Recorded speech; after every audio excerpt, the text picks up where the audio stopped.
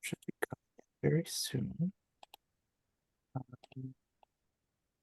Yeah, I see the numbers going up. Hello, everyone. As you're coming in, please let us know where you're tuning in from or what brought you here this evening, or just how you're feeling today. Anything you'd like to share, that'd be great. And then we'll get started in a few seconds. Not seeing much of anything in the chat. Maybe people are feeling a little tired tonight. But I hope that you all are ready for questions later on, because we will have a Q&A. We have Susan from Fairfield, and we have Michael from Jersey City.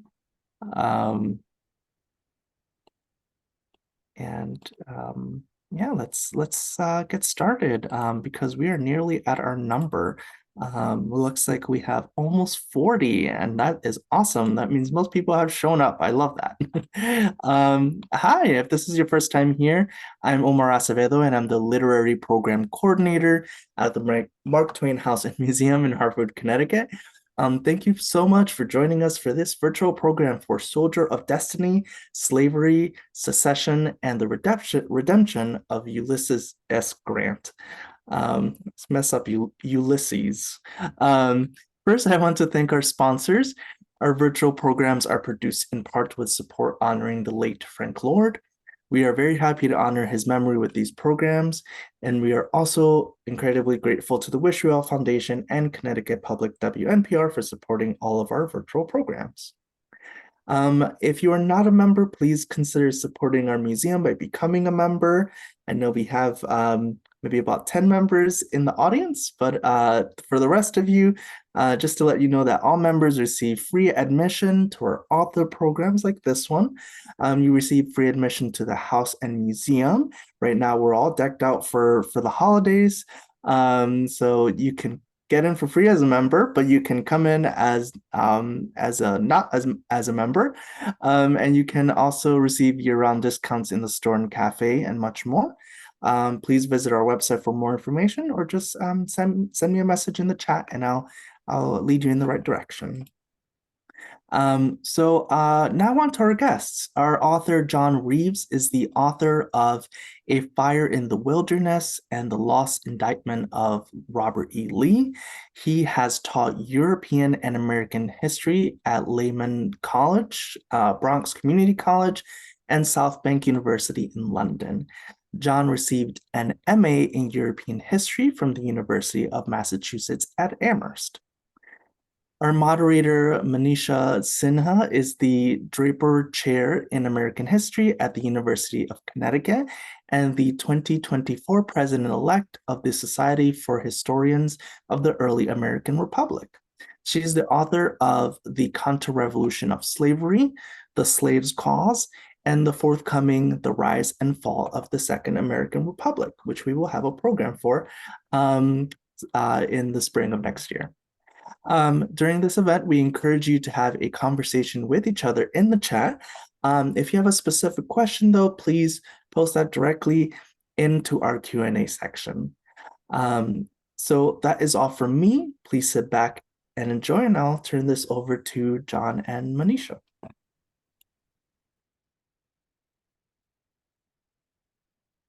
Thank you, Omar, for that introduction, and I'm delighted to be here with John to talk about his latest book, Soldier of Destiny, Slavery, Secession, and the Redemption of Ulysses S. Grant.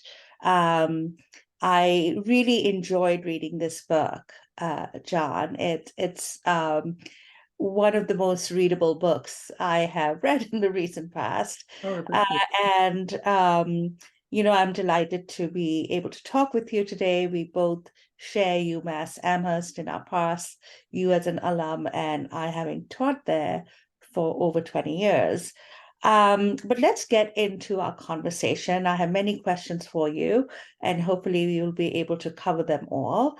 And my first question is the sort of obvious one that you ask every author who has published a new book, why did you choose to write this book on Grant? As you observe in your book, many historians have written biographies of Grant. There's Brooks Simpson, Joan Waugh, and then, of course, Ron Chenow's very popular, big biography of Grant, which was published a few years ago.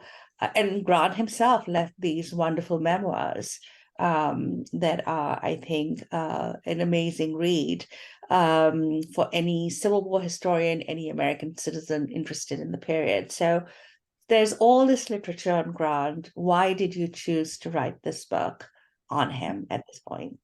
Yeah, so I had read a lot of these books and enjoyed all of them as well, and the scholarship on Grant is excellent. But I was fascinated by the topic, and I was particularly struck by that turnaround he had from 1854 to 1864.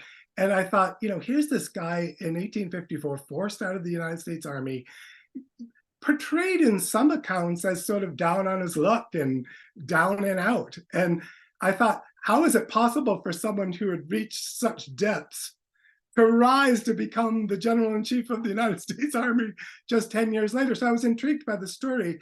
And then I was also interested in the fact that, so you had William McFeely, who won a Pulitzer Prize for his biography, and his takeaway was, nothing really special about Grant.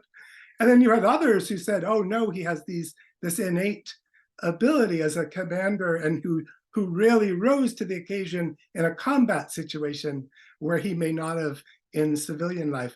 And so I was just sort of intrigued by this disagreement and among people who had spent so much time studying him. And so anyway, I just dug in because I was interested in it for no better reason than I was just fascinated by the topic. And then one thing that occurred to me while I was doing research is I was struck by his connection to slavery seemed deeper than most Americans think. And I think the scholars are aware of this, but I don't think the ordinary person realizes quite how involved with slavery Grant was during those St. Louis years. And so that was something else that interested me. And then finally, I think the story of Jesse Root Grant really inspired me too, because, he kind of has a bad reputation among historians. I found I kind of was captivated by his story, to be honest. And so anyway, so all these things kind of came together, and I said, well, I'm interested in the topic, and I think there might be something a little different there, that turnaround story. So anyway, that's how I got started with this.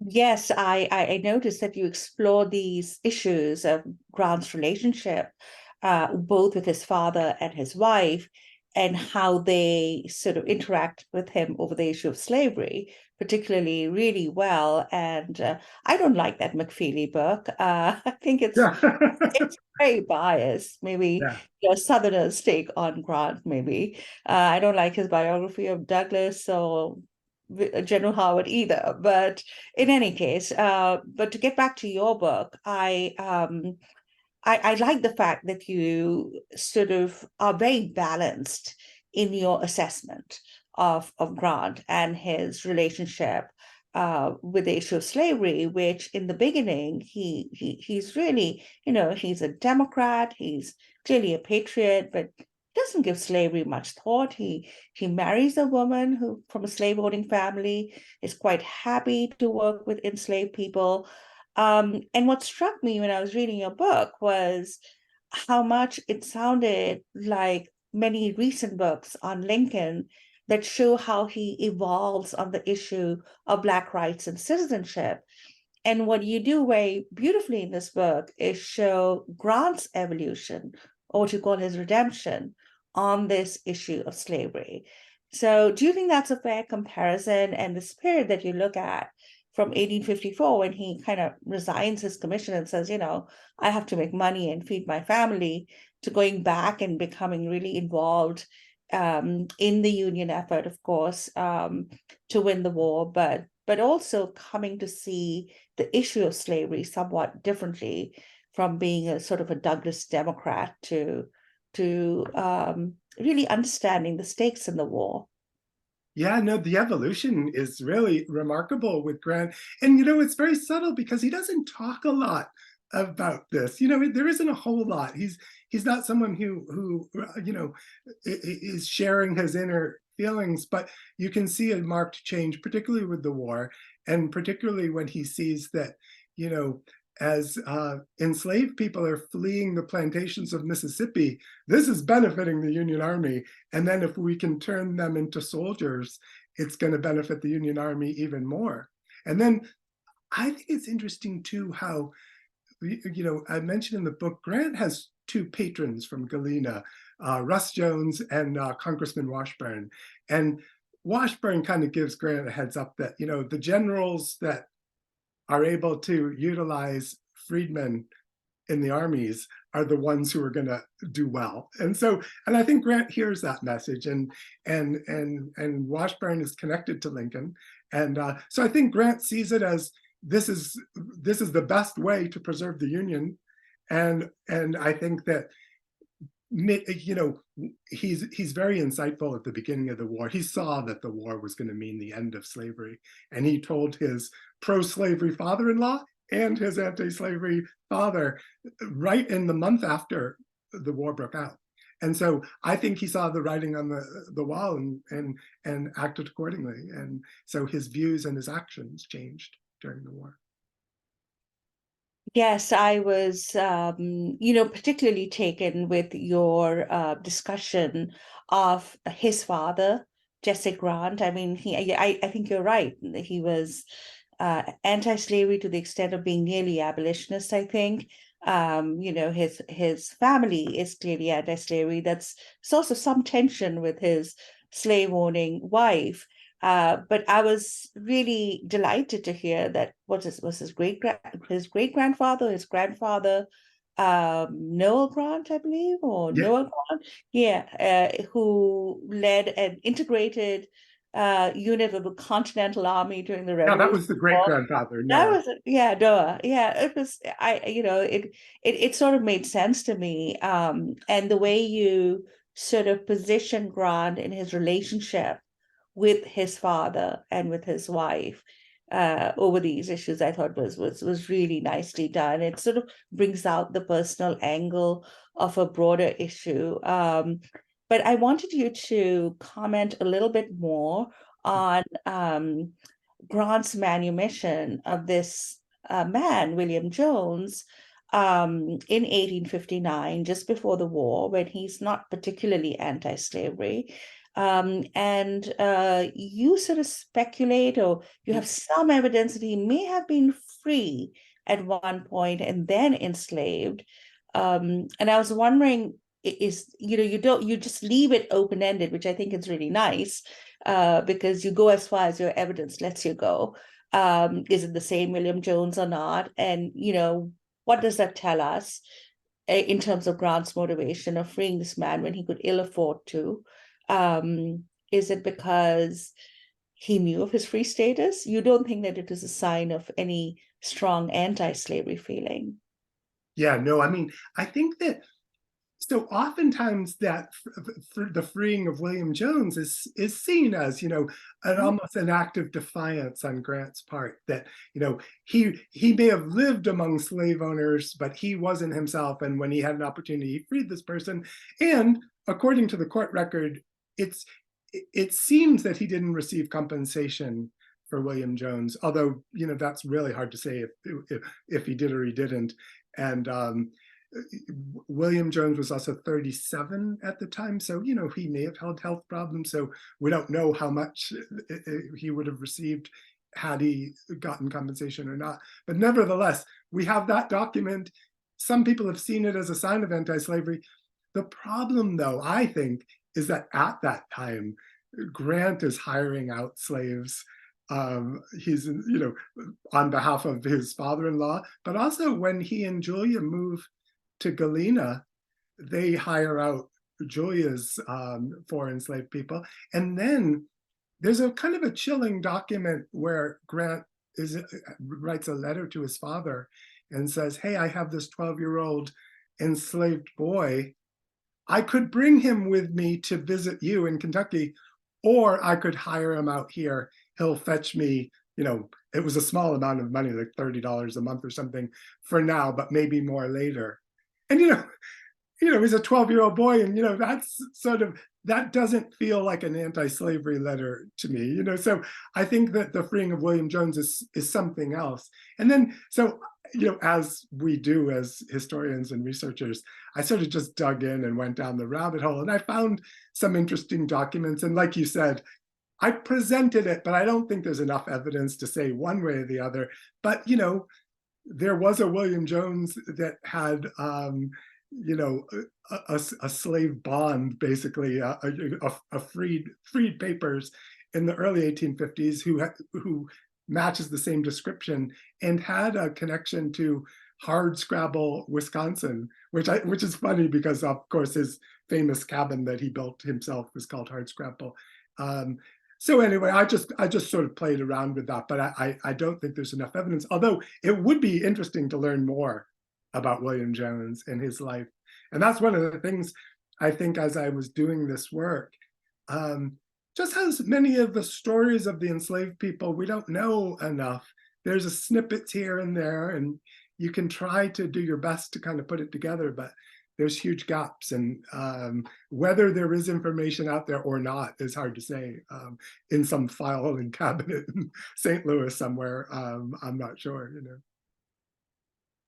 And I think you do that actually rather admirably in that chapter on the slave community in Whitehaven, which is Julia Dent's father's farm. I mean, he owns nearly 30 enslaved people. And it's clear that Grant, when he tries to make a go with farming, is using enslaved labor, is working alongside enslaved people, does not express any particularly anti-slavery or abolitionist feelings. So I thought you sort of portrayed that quite well. And that's why I think the war is such an important experience, I think, for Grant, not just in terms of his own military career, but in terms of, the way he comes to view slavery as a problem. And then, of course, your book ends with Vicksburg, but he goes on, of course, to deal with many other issues of emancipation as precedent. But in terms of this book in particular, I was wondering, your use. There's this one woman, I think she's Julia Dent's nurse or mammy, Yeah. quote unquote. You use her reminiscences really well. And so here, I thought it was so interesting what you did. You have the testimony of an enslaved person telling us about the Grants, about Julia Grant and Ulysses Grant. Usually it's the other way around. We have slave owners' papers and, enslaved people appear there, and then we try to figure out, how to use those and how to supplement those.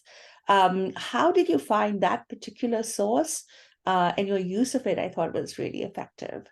Yeah, so there were a couple enslaved people at Whitehaven who gave accounts in the St. Louis newspapers after Grant died of their time at Whitehaven and their relationship with Ulysses Grant and Julia. And so there's this is rich, and they said quite a lot. And I thought, like you said, why not allow those voices to be heard in the biography? And one of the devices I tried to do is to share as much of it as I could, right? Just leave it without too much editorial commentary, just let them explain their lives there. So, Mary Robinson, one of the women who was also, she wasn't owned by Julia, but she was a prominent enslaved person at Whitehaven, was named Mary Henry. And I discovered, which is the beauty of digitization, I discovered an online newspaper from a database that had her picture. Someone had drawn a sketch of Mary Henry.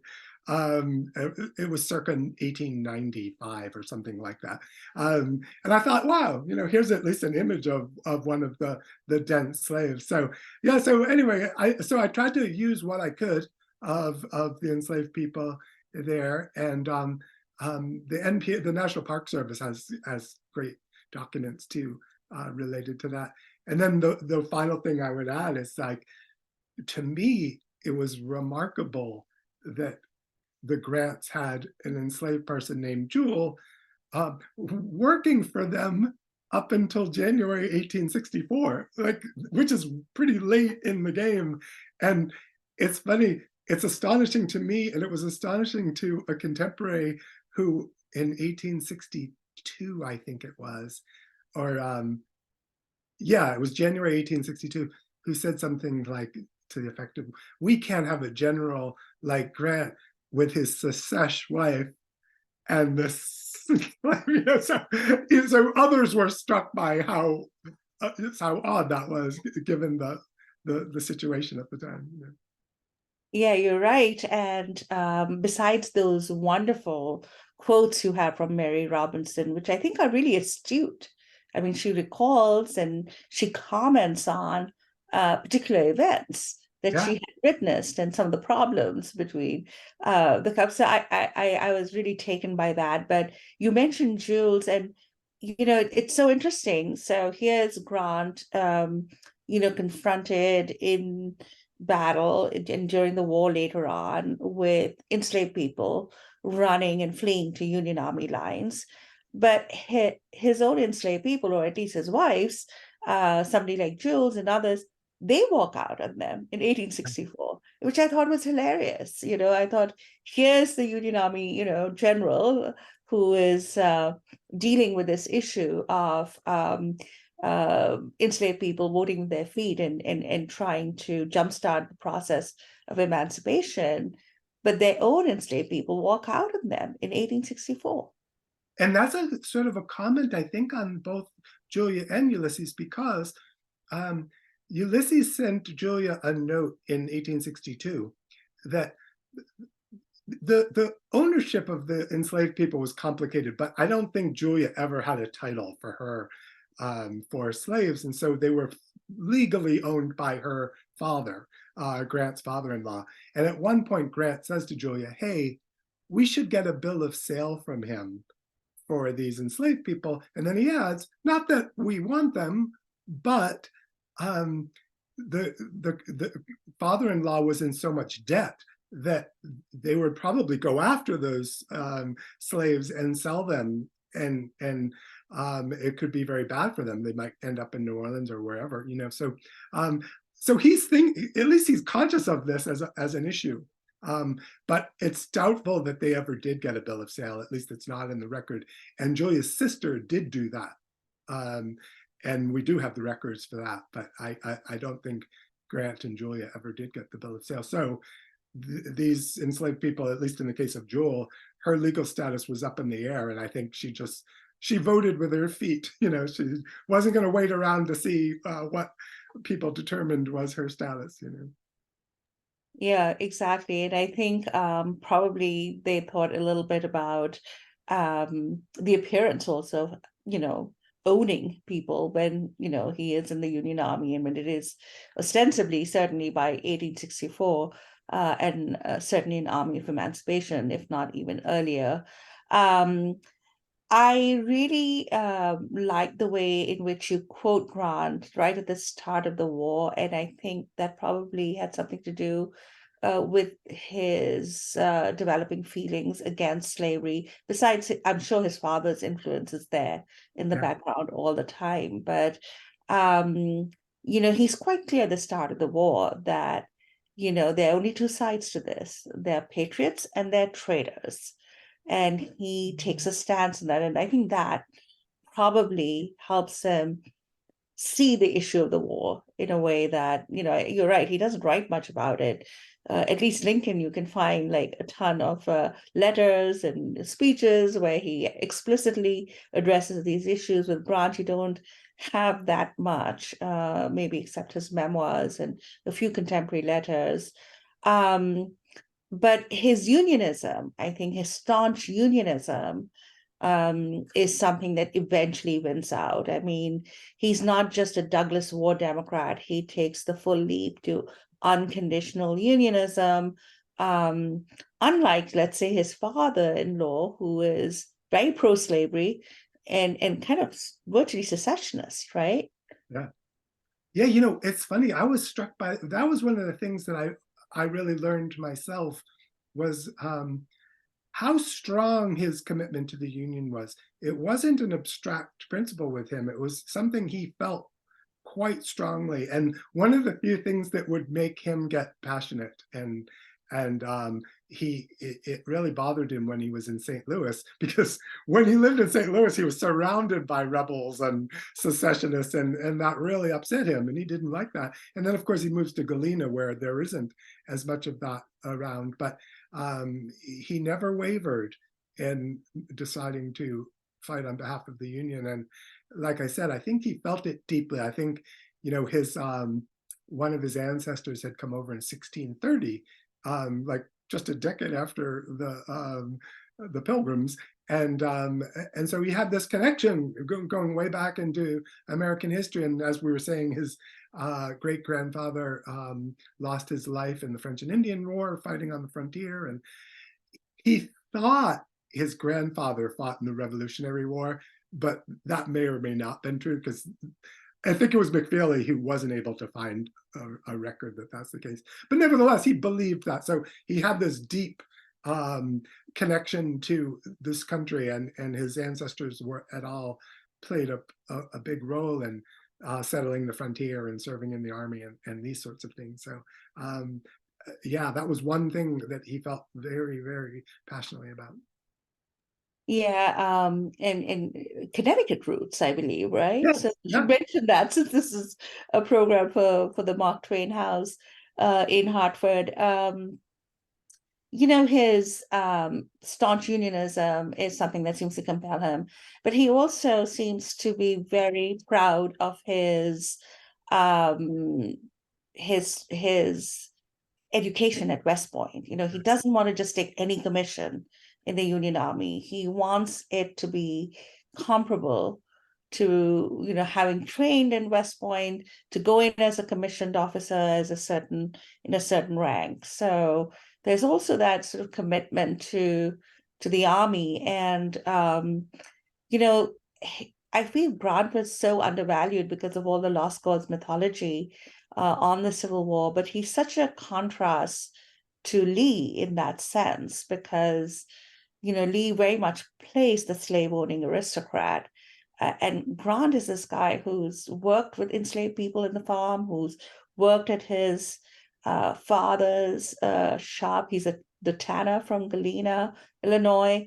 In a way, his background also kind of personifies the union and its vision of what free labor or dignity of labor should look like. So he in his person seems to combine all these things, the staunch unionism, the free labor ideals of the North, and also the professionalism, the West Point training that he is proud of, and makes sure that Washburn gets him a commission that he can actually take in the Union Army. You make that quite clear in your book.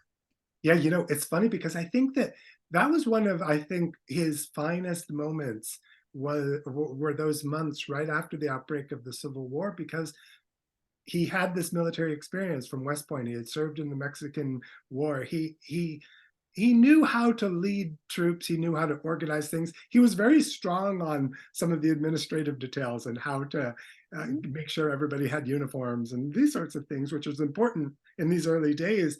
And he did all those things, and he volunteered to do those things. And he went down to Springfield and was assisting. And he thought he would get a regiment without any problem whatsoever, a colonel. And yet it took a while, because some of the folks remembered that episode out on the Pacific Coast in 1854, where he had been forced out of the army for drinking. And there's one kind of really powerful scene where Grant goes to McClellan and wants to get a job. Maybe he thought, hey, maybe I can be on your staff, and McClellan just keeps him waiting in the office and doesn't see him. And at a certain point, Grant just leaves, because, to your point, even though Grant may have often seemed down on his luck, he was a very proud person. And he says in his memoirs, I think, or somewhere, he says, hey, I outranked him prior to the Civil War, so I can't be sitting around his office waiting on him. He should be treating me with greater respect. But anyway, so those were tough years. Those were tough months for him. But he eventually got a regiment, and then quickly, within weeks, was promoted to brigadier general. So it all started to go quickly from there. Right. And a lot of it had to do with his own determination and military prowess. And besides outranking McClellan, he was also much better. Yeah. You may not be commander than McClellan, who apparently also kept Lincoln waiting, right? Yeah, I know, which is ironic. I was like, yeah, that man thought no end of himself, but he got his just deserts in the end. The other thing that I thought you handled very sensitively in the book and very fairly are the, all the whisperings about Grant's drinking problem. And you, I think, handle the evidence quite fairly. Clearly, the person who first makes this into a big issue is somebody who Grant has disciplined and who leaves the army in a shadow. So we have to weigh his evidence, in the context of that. But you say, yeah, he did drink, but perhaps his detractors try to make more of it than was necessary, but you don't completely deny it. Yeah, it's such a complicated story for that reason, is that obviously a lot of people would whisper and say rumors, and also make ridiculous allegations that obviously aren't true. So there was a lot of falsehoods and accusations. But nevertheless, there were also some instances that seem undeniable. And even those closest to Grant admitted that he did on occasion. And obviously his closest colleague during the war, John Rawlins, was, constantly on him and, in writing letters to his wife, talking about Grant's challenges with drink. And Sherman famously said, of course he drank and we all knew about it, but it never got in the way of his responsibilities. I think that's probably right. I think it's sometimes hard, right?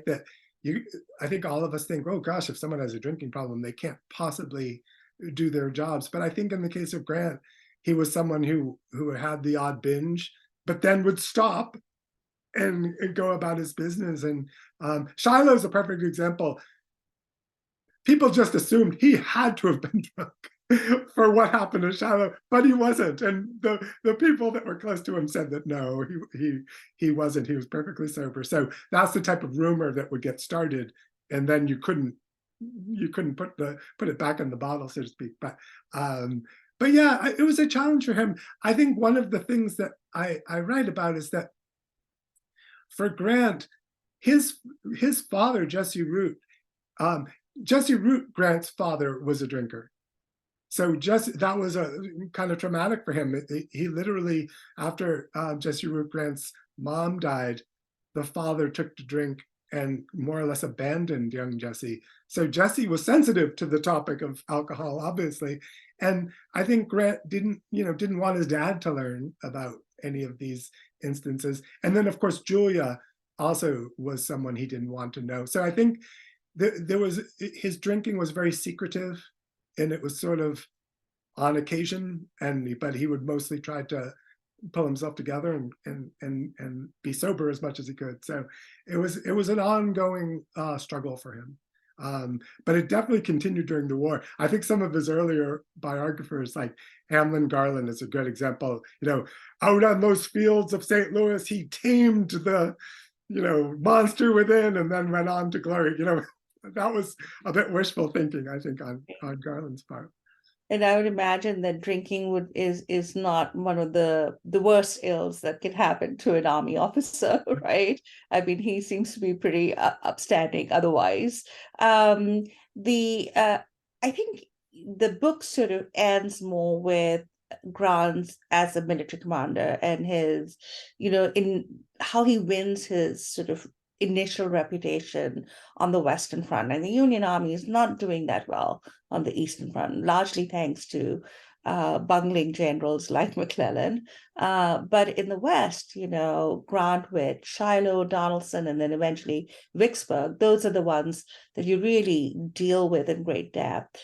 I was wondering why you decided to actually then just stop with that, that initial glory that he gets and promotion to Major General, and you end with Vicksburg, instead of carrying the story forward to those, terrible wars of battles of attrition on the Eastern Front when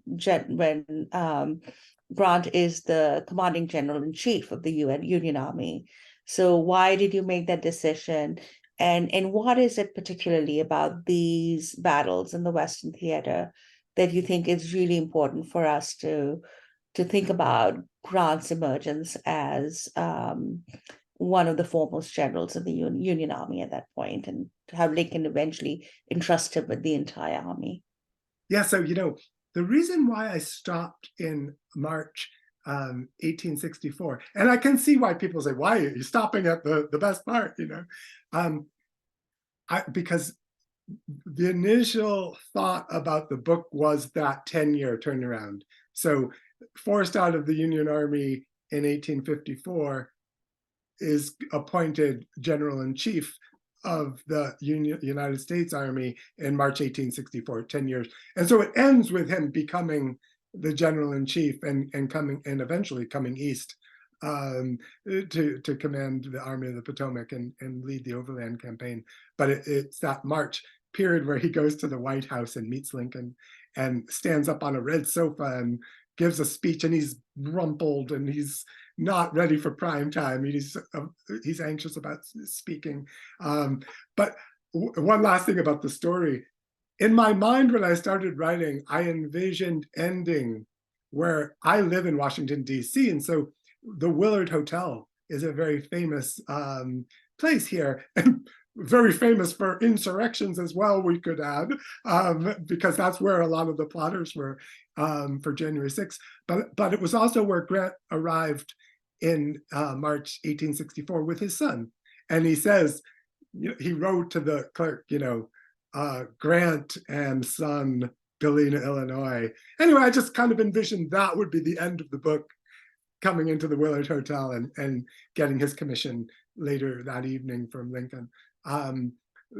But I can see why that's also an odd place to stop. But as far as the battles out west, I think one of the fortunate things for Grant and for the United States was that by being out west, he was able to gain experience, first starting out as a colonel of a regiment and then taking on more responsibility until eventually, he's leading armies, and then he's leading the entire United States Army. But he was able to gain experience through his initial battles, first at Belmont and then Fort Donelson and then Shiloh. Shiloh really didn't go quite as well as one would have hoped. Vicksburg was probably one of his best campaigns, and that's where I think he really came into his own as a sort of both a strategist and a tactician. And I write a lot about Vicksburg because that's where really his kind of almost gaining in experience and leadership abilities, which will pay dividends even later. So I think the West was a great proving ground for him, and I think he was able to learn what he was strong on. I write a little bit about how he really had the great ability to manage risk. So he would take bigger risks than other commanders, a McClellan or a Hooker or some of these people. But he was always careful. He would try to manage the downside, limit the downside, with the hopes of achieving a big victory. And in the Vicksburg campaign, I always thought this was interesting. He knew that the guy on the other side, John Pemberton, he knew him from the Mexican War days. And so that Mexican War experience keeps coming back to that. And he knew that, this guy is risk averse. And if we challenge him, he's going to not handle it well. And he was right. So I think that's his development, I think, over those couple of years is remarkable. It's a pretty short time too, if you think about it. Just, less than 3 years, he went from a colonel to a lieutenant general. You know. Absolutely. I think the West is where he really, makes his name, and that's what probably the important part of his, well, certainly for the origins of his sort of military fame during the Civil War. So that makes sense. And during a 10-year period, and I appreciate a book that is, has a good bookend, and is gets to the point fast, and that's because usually, as a Civil War historian, I'm very used to reading tomes Oh, I know. the war, and tomes on, and I think this book and just the things that you choose to concentrate on actually are quite nicely done, because it sort of reveals certain aspects of his life and his growth as a military commander that I think if you had a really big book that went from A to Z, you may not get. So in that vein, I was wondering if you wanted to talk about Grant's most controversial order at this point, right? General Order Number 11, which is really aimed against speculators, right? Especially cotton speculators and others who are, trying to make a fast buck during the war, and then even after the war, during Reconstruction. I see how, they're men on the make who want to do this during the war. But Grant's order is so controversial because he sort of singles out Jewish people. I mean, it's a clearly anti-Semitic order.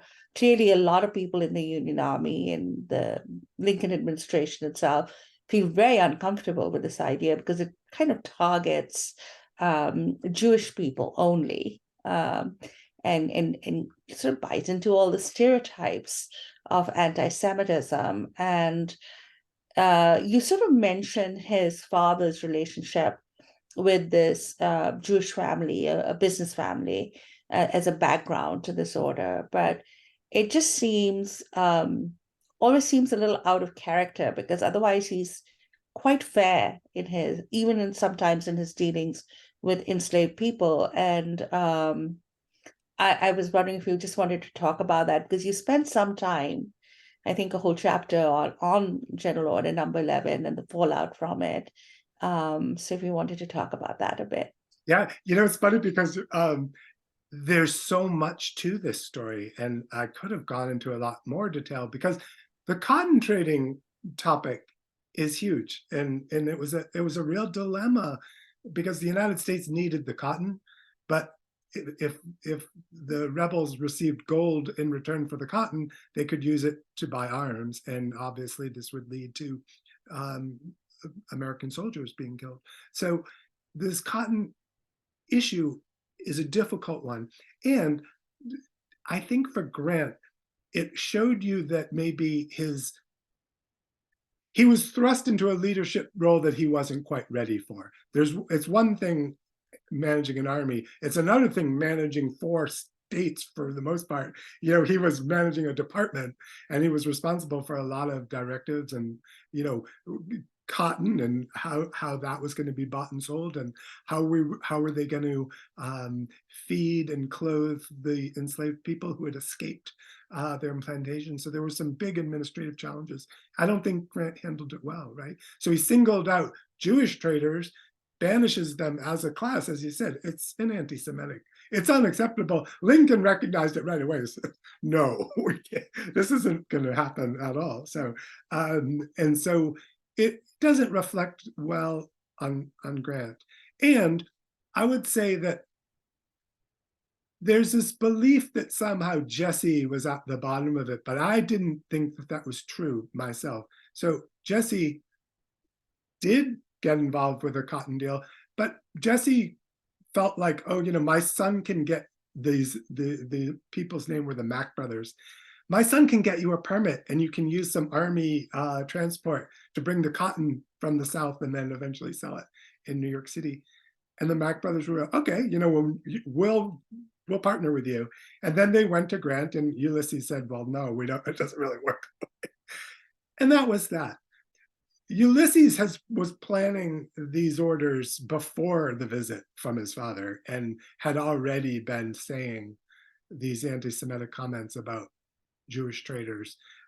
One of the ironies is that, one of the interesting points is that there were lots of non-Jewish traders down there too, and the same rules weren't being applied to them. And one of them, which I mentioned, I don't go into much detail, though I would have loved to.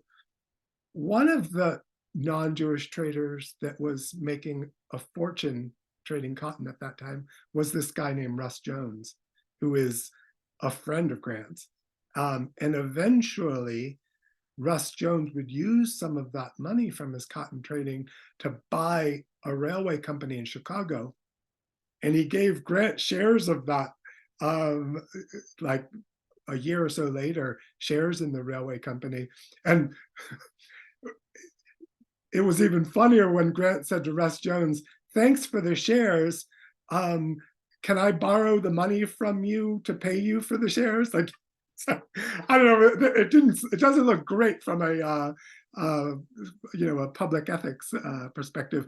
But my point being, though, is that I think Dana was another person who was trading cotton down there. So look, people were taking advantage of the opportunity, but Jewish traders were singled out unfairly, and there were obviously ways to do it legally. You could get a permit, for example. So for Grant to kind of just, I think it was impulsive. I think he got frustrated, and I think his sort of anti-Semitic beliefs that were common in the army at that time didn't allow him to exercise better judgment. And it's fortunate that Lincoln, I think, who just was more accustomed to a higher level of responsibility, recognized, no, this is going to be undone immediately, and it was. Yeah, and Grant himself comes to regret it at the end, right? That he did this, so he probably realized that was not the right thing to do. I could go on, John. This is such an interesting book, and there were so many interesting points and things that I wanted to talk to you about, but maybe I'll do that another time if I ever meet you in person. I do think our audience is raring to ask you questions. So I'm going to hand over the floor to Omar, and he will moderate the Q&A from the audience. But thank you so much. I really enjoyed our discussion. And thank you for moderating. I really appreciate it. Thank you. Thank you so much. Yeah, we have a couple of questions, but please, folks, if you have any other questions, you can put those into the Q&A. It's on the bottom left of the screen. Keith asks, what do you think about the influence of his time at West Point from an anti-slavery background in the company of Southern cadets, and then as part of the Army in the Mexican-American War that many saw as expansionist for slavery's potential? Yeah, so, as far as West Point goes, it's interesting that there were a lot of pro-slavery colleagues of Grant's at West Point, and many of his colleagues would join the South and the rebels.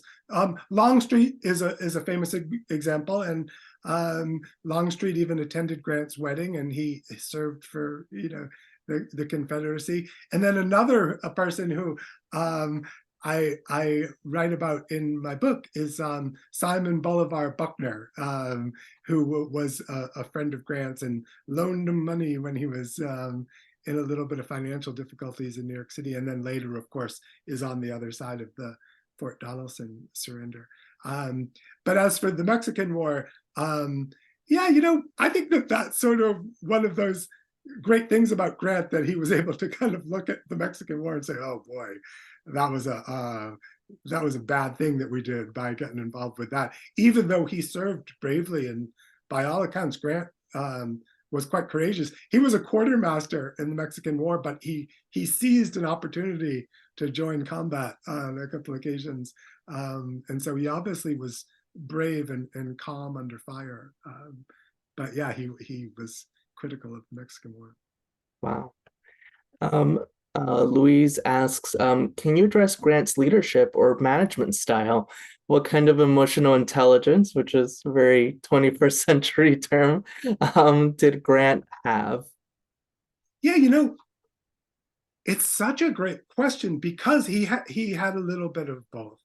I would say, on the one hand, great emotional intelligence to the extent that to people that were in his inner circle, they enjoyed working for him. He was fair. He wasn't a by the book guy.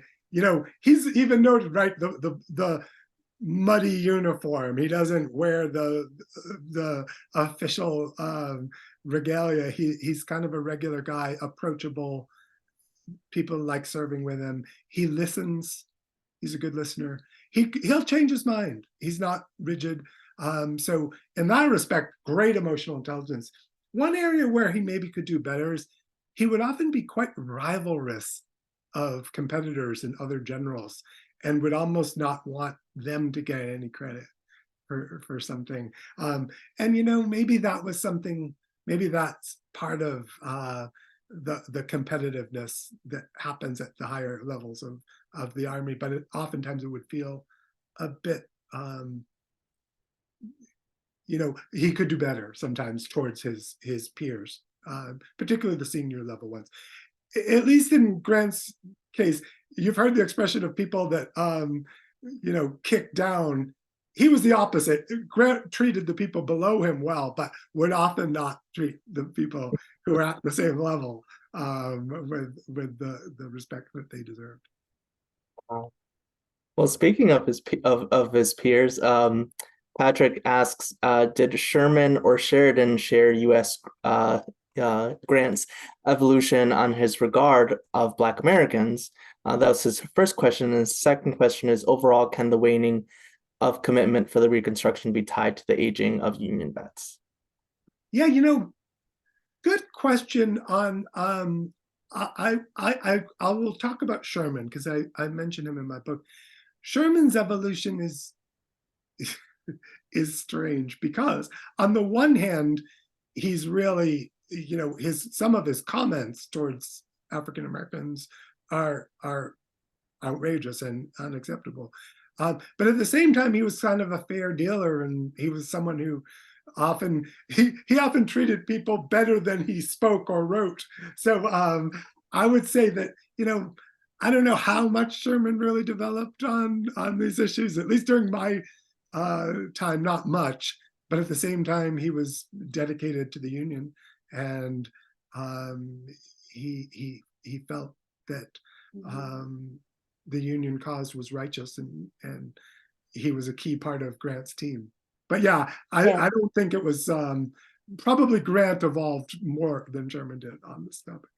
Yeah, and if I could just add to that point, John, it's interesting to see Sherman and Grant evolve on this issue. During the war, Sherman goes along with emancipation. He's very conservative on issues of race, as you say. There's a lot of material there that you can see. But during the war, he goes along with emancipation, and he's known for his famous Field Order number 15 that divides land in the Low Country to 40 acres and a mule for African Americans living in that place, and so sort of gains a lot of sort of applause from abolitionists and African Americans for that particular field order. But it's interesting to see their evolution during Reconstruction, because as Grant becomes more committed to safeguarding Black rights and citizenship, falters a bit in his second term because he's plagued with so many corruption scandals, though he himself is not involved in them. His administration is plagued by them. Sherman goes the other direction. He's very conservative on Reconstruction and completely opposes it. It opposes the idea of Black rights. So it's interesting to see their trajectory go differently there. Yeah, thank you for adding to that. Just having written this other book, I was, looking at that issue for the Reconstruction issue. It's just, I think, also a really important part of Grant's career. On a somewhat related, I've been doing a little bit of research about both Sherman and Grant's views on Native Americans. And, it's very complicated, right? Because on some levels, the things that Sherman says are just so beyond the pale. But in some ways, he tried to honor agreements in a way that sometimes Grant and Sheridan didn't. So Sherman is a kind of a funny character who had very conservative views, but often his behaviors were very honorable, and he tried to deal in a kind of a upright way.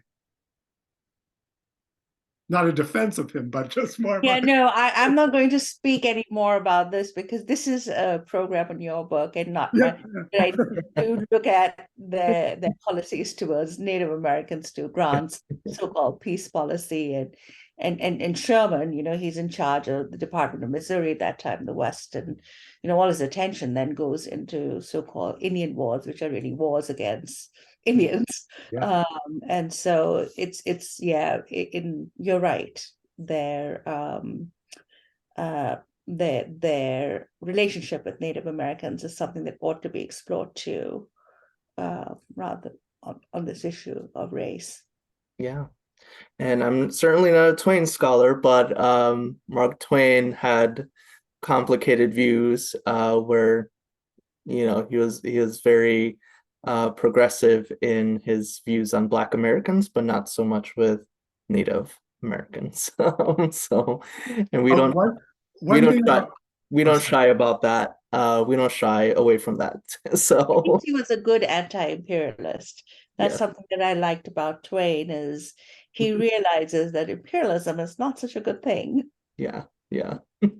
One thing I noticed, there's an interesting connection of Mark Twain with Mark Twain in my book. I don't mention Mark Twain in my book, but I came across this, that Mark Twain joined the Confederate Army briefly in the summer of 1861. And as Twain said, I became an expert at retreating.